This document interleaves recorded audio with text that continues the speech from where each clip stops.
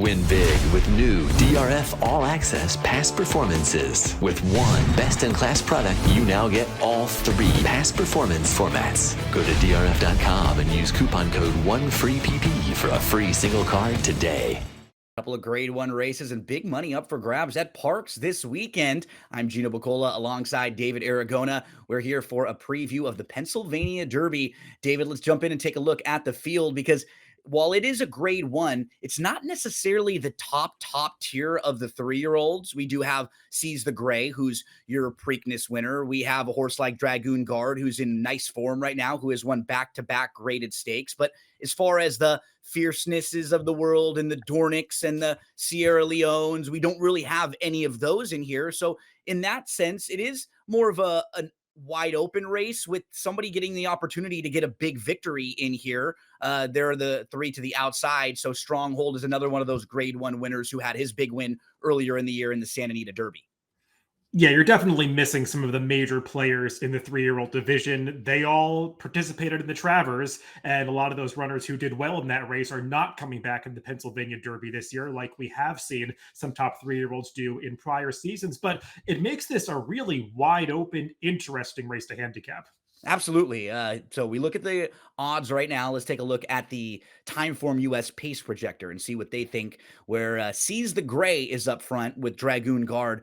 And Seize the Gray has been a real fascinating horse from just a tactics standpoint, David, because his best races, no doubt, come when he's either on the lead or very close to it. He has 4 wins. All of them are when he's within 2 lengths of the lead early, but he's only really been able to do that in like half of his starts, get that positioning and secure a really nice early spot. So he's kind of an enigma from a pace standpoint. Where do you think he's going to be in this race? Yeah, you have to think Dwayne Lucas and the connections are going to revert to the front-running tactics that worked for him in the Preakness. They were intent on raiding last time the Jim Dandy with other speed in that race.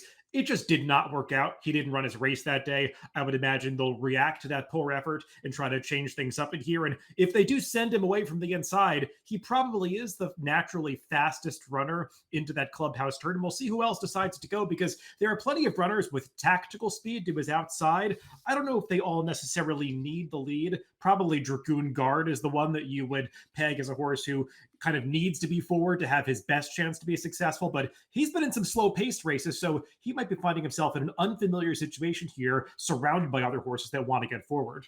Let's meet the field inside to outside. Let's start with Doc Sullivan, the New York bred. Very, very talented New York bred here, David. This one has spent the bulk of his career facing New York bred company, and in particular, one pretty tough rival in a horse named Panda Gate, who has defeated him 3 times out of his 9 starts. Panda Gate would probably be a pretty tough contender in this spot here. So Doc Sullivan, just on speed figures, seems like he fits. It's just, where does he stack up with a group like this when he steps out of the New York bred company?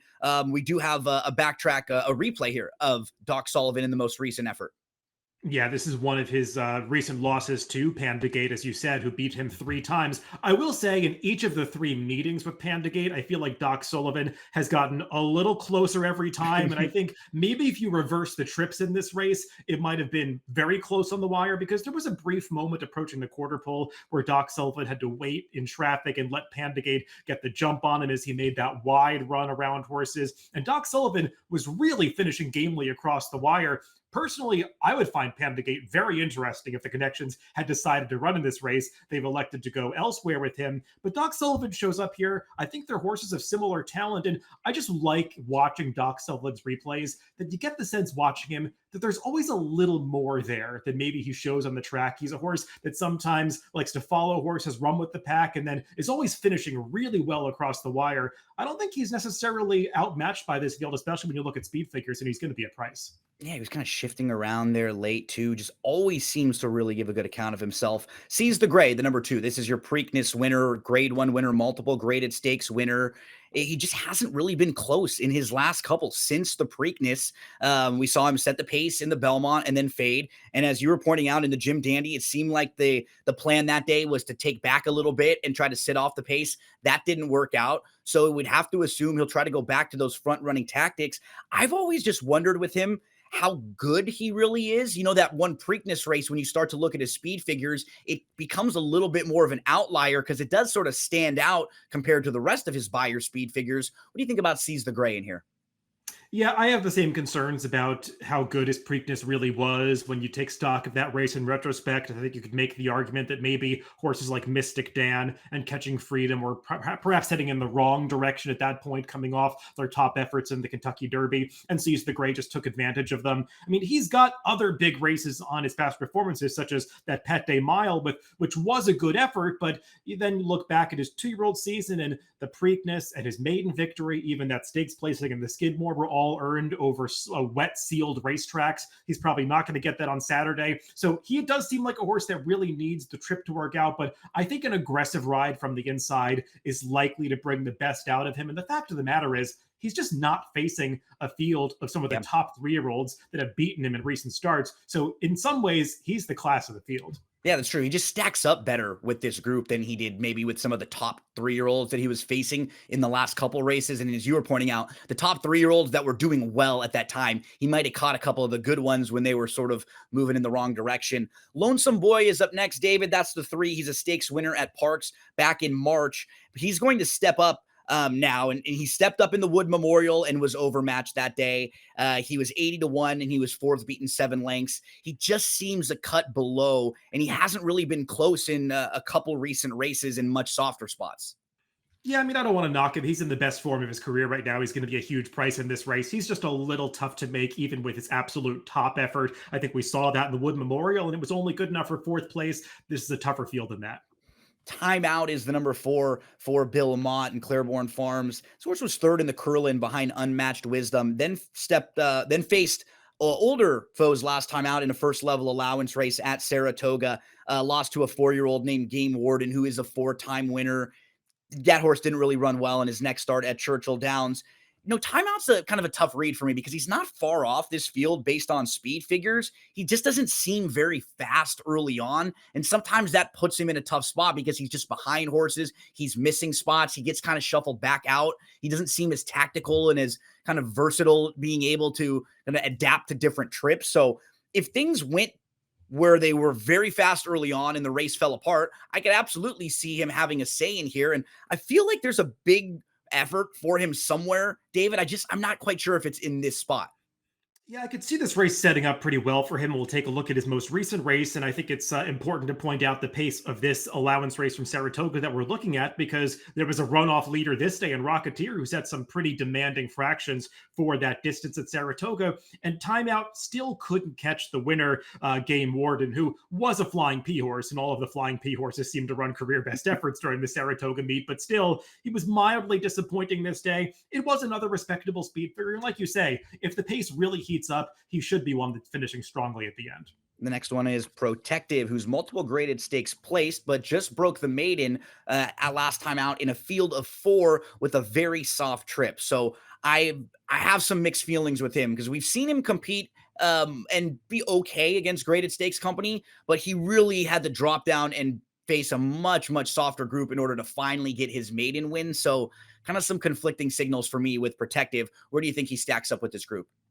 Yeah, I don't want to put too much stock in the 81 Beyer last time in that off the turf race. It was an uncompetitive field in terms of him being a huge favorite, but they went so slowly early. There was no chance to run a fast final time, and maybe he should have pulled away a little bit more in the late stages, but I just think that's not his character. He's a horse who wants to run with the pack. He took a long time to break his maiden, but he showed when he's running with some good horses, he can race competitively with them, as he did in the Peter Pan 4 back when he arguably ran one of the best races that day after getting caught in some traffic.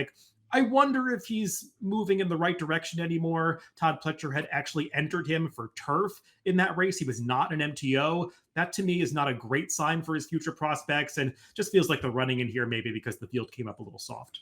Just Step On It is coming off his 2 best races of his career. He was 4th in the Haskell. He was beaten 8+ lengths that day behind Dornick and Mindframe. Came back in the local prep for this race, which is the Smarty Jones. He finished 2nd in a small field. He was in front of Uncle Heavy that day. He got the lead pretty easily. That's about the softest trip I think he could ask for, and he still wasn't able to seal the deal against a group that isn't as tough as this. So I had a tough time projecting him into the winner's circle against this group. What do you think about Just Step on It? I think it can be part of the pace because he's a horse that seems to do his best running when he gets forward. So he's another one that could be forcing them to go fast up front. But like you, I was hoping to see him win the last race. He was going to be successful here. The winner of the Smarty Jones, the local prep for this Gould's Gold.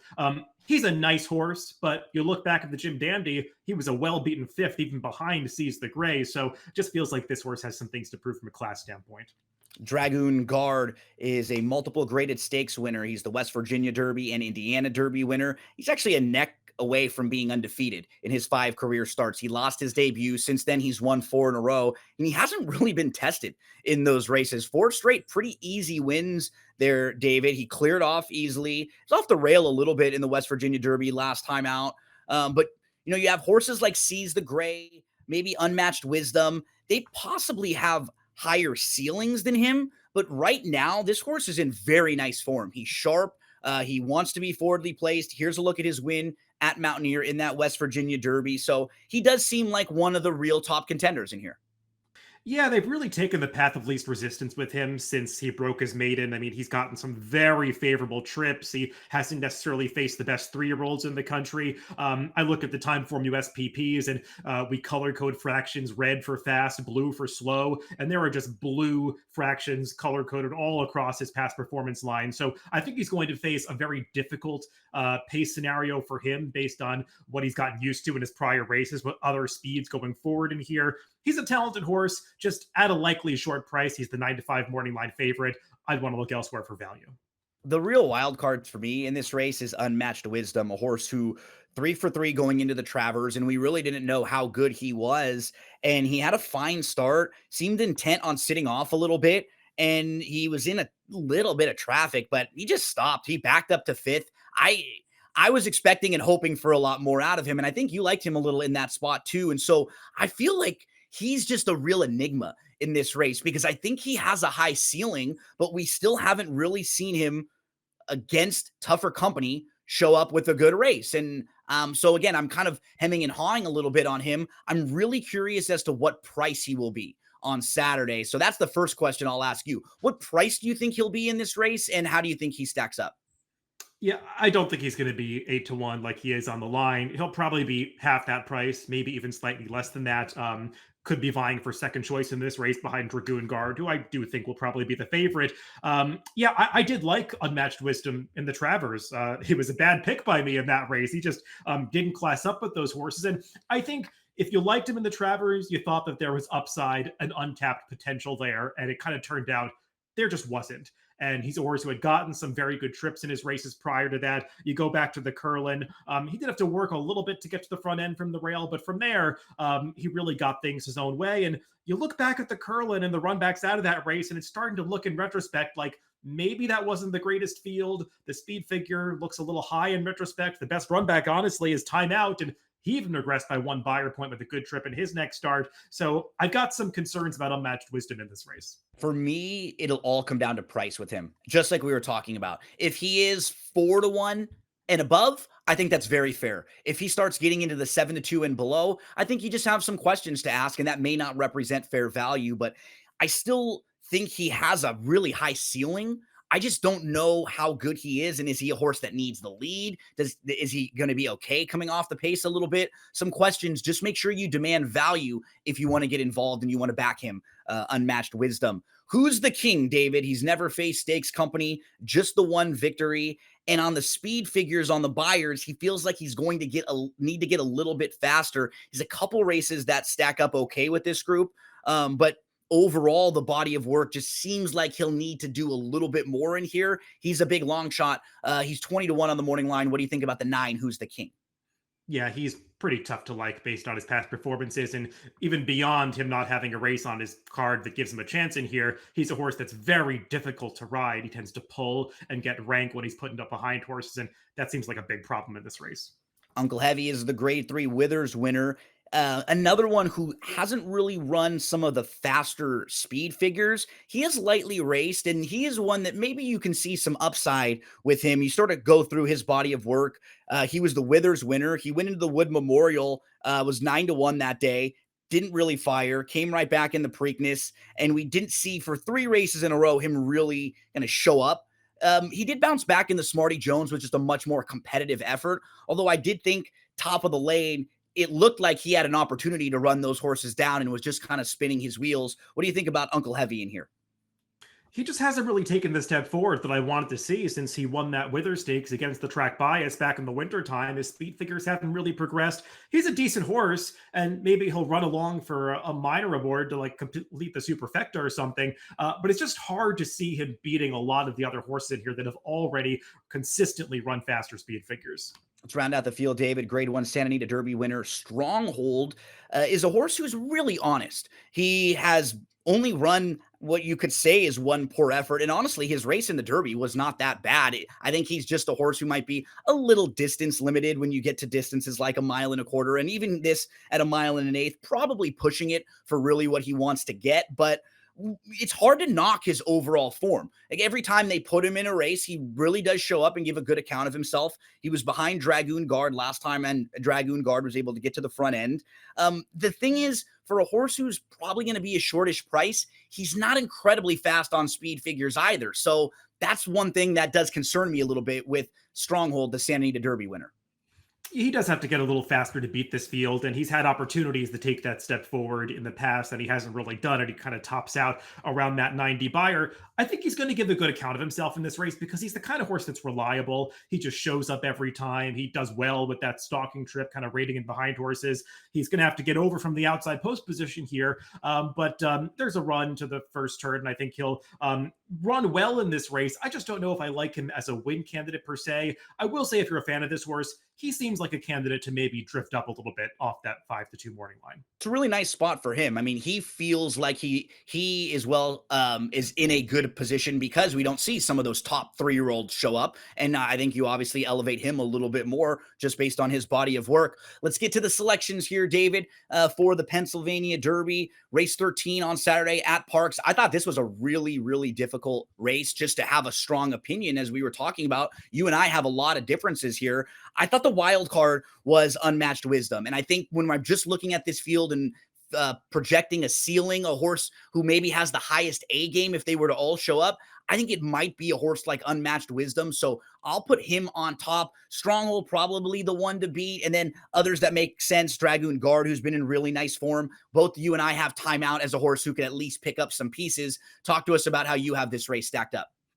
Yeah, I think Seize the Gray is going to get an aggressive ride in here, and I like him getting back to those tactics. So in some ways, given his class and how he's run well in these top races before, I think he might be the one that they all have to catch on the front end. I think that's going to make him dangerous. But I put the number 1, Doc Sullivan, on top. I just feel like you're going to get a price on a horse who runs well every time. He's got to prove that he classes up with these, but it's not like these are the best 3-year-olds in the country, and he's not that far off some of the top contenders from a speed figure standpoint. And these are just not connections that are going to attract a lot of support in this race, and he's drawn well towards the inside. So looking for a little value with the number 1, Doc Sullivan. Yeah, in a race where the top contenders don't seem like they overwhelm the rest of the field, that's the type of race where you probably want to look for some more value in here. David and I are both doing that. Race 13, the boys in the Pennsylvania Derby. Right before that, you'll see Torpedo Anna in the Cotillion. That'll go as race number 12 on a big Saturday over at Parx. Best of luck. Hey, buddy. Let me tell you something. If you really enjoyed this great content, just click the like and subscribe button right here. And if you enjoy the race of the day, stakes previews, and lots more starring me, please click right here. You're not gonna regret it.